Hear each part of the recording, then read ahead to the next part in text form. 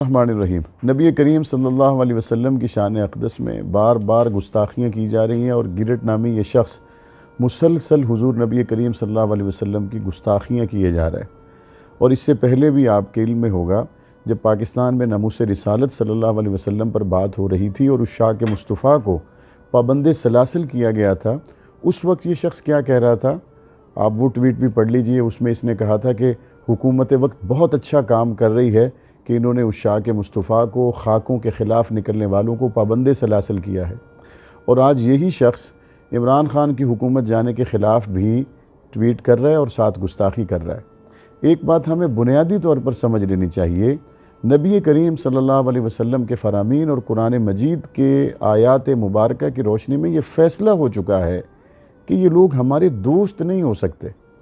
یہ ہمارے نبی کریم صلی اللہ علیہ وسلم کا احترام نہیں کرتے تو یہ ہم مسلمانوں کا کیا احترام کریں گے؟ میں سمجھتا ہوں کہ تمام مسلم ممالک پر بالخصوص پاکستان پر یہ لازم ہے کہ سفارتی سطح پر اس کا بھرپور جواب دیا جائے، اور اقوام متحدہ میں ہم نبی کریم صلی اللہ علیہ وسلم کی محبت میں جو عمران خان نے قرارداد پیش کی تھی اسلام و فوبیا کے حوالہ سے اور ناموس رسالت پر جو بات کی گئی اور رشیا نے اس پہ ہمیں سپورٹ کیا، یہ وہ تمام چیزیں ہیں جن کو مزید آگے بڑھائے جانے کی ضرورت ہے، اور ایسے گستاخوں کا عالمی سطح پر راستہ روکنے کی اشد ضرورت ہے، ورنہ دنیا کا امن خطرے میں ہوگا اور اس کی وجہ یہی گستاخیاں بنیں گی۔ پاکستان کو سفارتی سطح پر اس احتجاج کو کرنا چاہیے،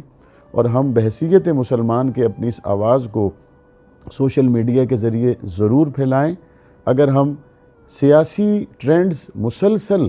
کئی دن تک اپنے ٹویٹر پہ اپنا وقت صرف کر کے قائم رکھ سکتے ہیں تو کیا نبی کریم صلی اللہ علیہ وسلم کی ناموس کا مسئلہ اتنی اہمیت کا حامل نہیں ہے کہ ہم اس کے لیے ٹویٹر پر، سوشل میڈیا پر، مختلف فورمز پر اپنے دکھ کا، درد کا، تکلیف کا اظہار کر سکیں؟ اللہ تعالیٰ ایسے گستاخوں کو اپنے انجام تک پہنچائے اور مسلم امہ کو بحیثیت امت کے اللہ تعالیٰ کچھ کرنے کی اور آگے بڑھنے کی توفیق عطا فرمائے۔